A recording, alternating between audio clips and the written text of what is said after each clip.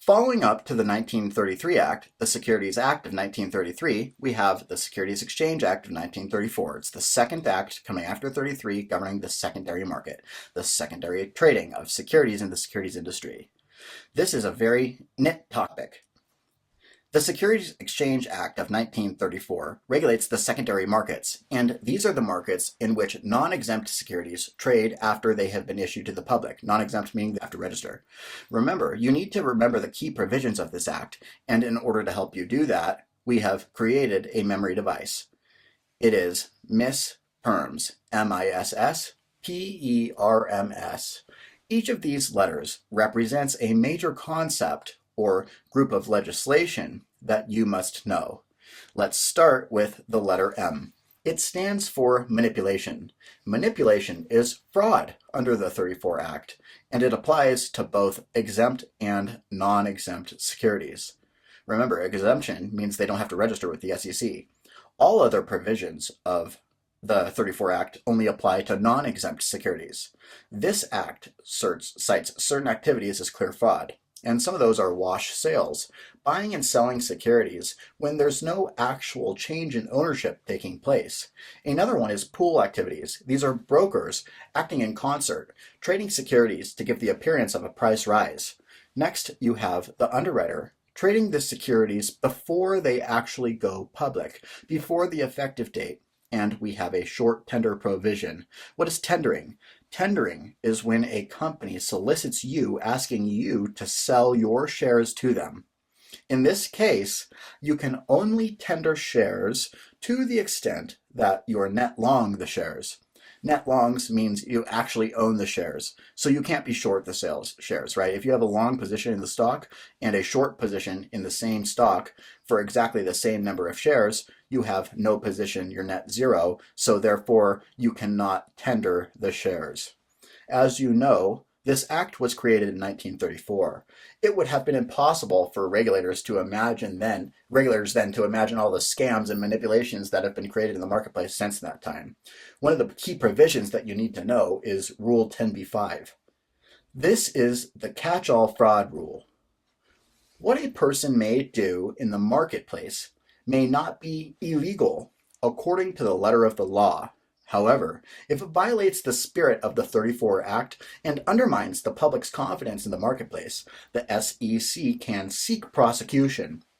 I stands for insider. In 1934, an insider was defined as an officer, director, or 10% shareholder of a company. The law said that an insider had to report his or her status to the SEC and that it had to report all trades within 2 days of the event. An insider cannot trade based on material non-public information. An insider cannot sell his or her own company's shares short or keep short swing profits. And short swing profits are defined as those profits made within a 6-month period. The 34 Act definition of an insider prevailed until the passing of the Insider Trading Act amendments of 1988. Following some well-known scandals in the industry, this act expanded the definition of an insider and created what's known as a tipper and tippee doctrine. This says that both the tipper and the tippee will be held liable for sharing material non-public information that may affect the price of a security. If the tipper or tippee is an employee of a brokerage firm, then the brokerage firm also is held liable. And in order to protect itself, all brokerage firms have created now what's known as a Chinese wall, also known as information barriers, to stop the flow of material non-public information among the various divisions of the firm, especially the underwriting division, the research department, and the retail trading desk of a brokerage firm. If convicted of insider trading, the individual or firm faces treble damages, 3 times the gains made on losses avoided. So if I make $9 million, I owe $27 million. In addition, they can be fined, and that money goes to the U.S. Treasury, and they can be sued by shareholders. There's an interesting provision of this act called the informer bounty. This means that if a person informs on someone who has engaged in insider trading, they get to share in the percentage of fines and fees paid by the convicted person. S stands for short sales, which are regulated under Reg Show. This rule is designed to regulate the impact of short sales on the marketplace. Here are some key provisions that you must know. All sales must be marked as to whether they are long or short. When you sell long, it indicates that you are selling securities that you own. You're liquidating an existing stock position. When you sell short, you're selling securities that you do not own. You're borrowing securities from your firm to sell immediately in the marketplace, trying to return them later, buy them back, return them to the broker later. Hopefully the price fell and you return them at a lower price, right? Regs show for borrowed securities, the specific securities must be located before they can be sold short under Reg show. In the jargon of Wall Street, there must be a locate. Of course, there must be you will eventually buy back the securities and replace them. That's how you cover a short position. So you face an unlimited upside loss if you're not covered. And Reg show also says that if the market price of a security drops 10% below the previous day's close, then all short sales must be executed above the national best bid for the rest of that day and all of the following day. This is designed to prevent short sales from deliberately driving the price of securities lower and lower. The next S stands for SEC, Securities Exchange Commission. The SEC was created as the primary enforcement authority of the securities industry in the United States. Under this provision, all exchanges must be self-regulatory organization, and all exchange rules must be approved by the SEC. P is for proxies, and this is the method by which shareholders vote in the elections of a company. They can vote on things like the board of directors and changes in the company's charter, and shareholders cannot be denied the right to vote. They can also not be charged for the distribution of proxies. In addition to proxies, you need to know about Form 13D.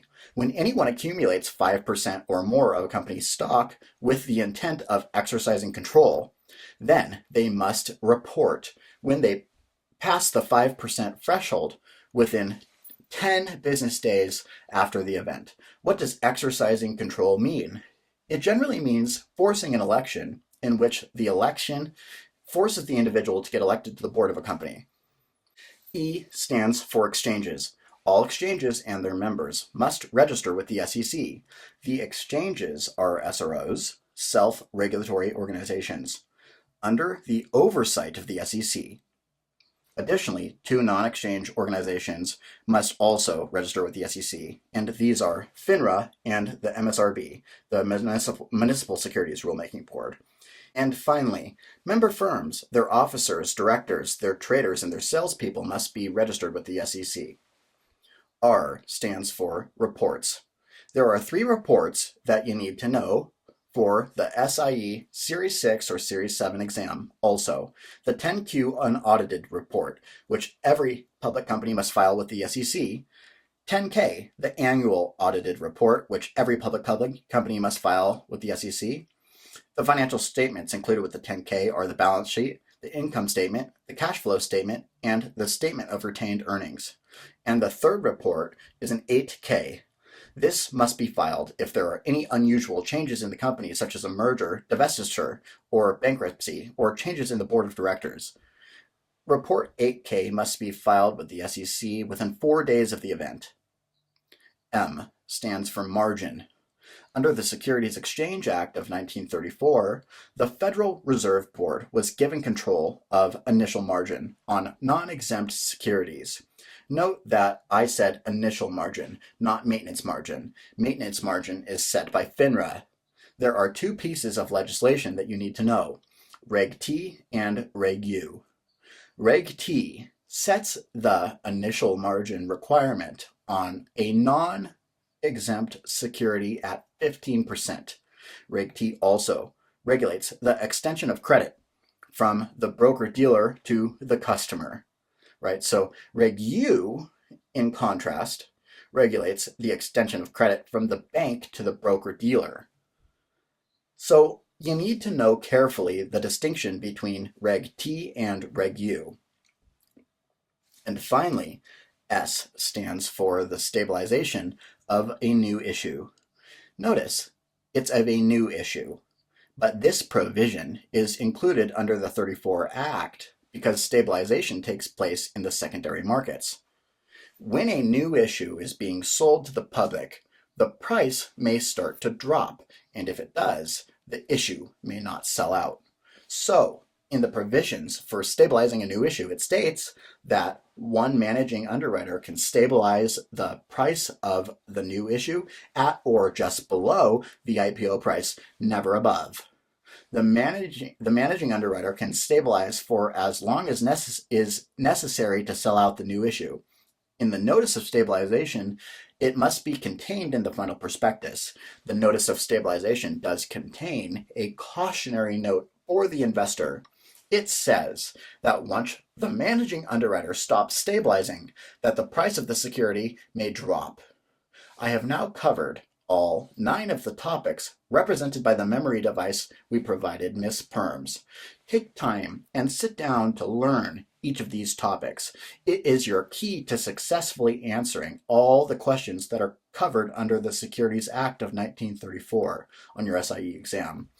Many of the questions focusing on the 33 Act and the 1934 Act will be known as what's known as multiple choice questions. You'll have to choose a combination of answers which involve Roman numeral 1, Roman numeral 2, Roman numeral 3, and Roman numeral 4, and it's likely to be some combination of those. Let's look at 2 examples. Sample questions comparing the 33 Act with the 34 Act. Sample question 1. Which of the following are covered under the Securities Exchange Act of 1934? Roman numeral 1, registration of new issues. Roman numeral 2, registration of broker-dealers. Roman numeral 3, stabilization of new issues. The answer is Roman numeral 2 and 3. Broker-dealers function in the secondary markets, and stabilization occurs in the secondary markets. The new issue market is the first act under the primary market. 1933 would cover the new issue market. Remember, answer A, new issues, that's covered under the 33 Act, the first act covering the primary market. Sample question number 2. Municipal market participants are subject to Roman numeral number 1, prospectus delivery rules of the 33 Act. Roman numeral 2, issuer reporting requirements of the 34 Act. Roman numeral 3, anti-fraud rule 10b-5 of the 34 Act. The correct answer is 3 only. Municipal securities are exempt from the registration with the SEC, and the only rules that apply to them are those that involve fraudulent market activities covered under Rule 10b-5. With these types of questions, it's very important to read them carefully. RTFQ, read the full question, right? So you're not tripped up by a small word or small difference. Know the provisions of each act carefully, and you will master your SIE exam. Remember, guys, work hard and take simulated exams on millionairesintraining.com. And remember that millionaires will be made at millionairesintraining.com. So study hard and you will thoroughly pass your exams. I'll see you in the next video.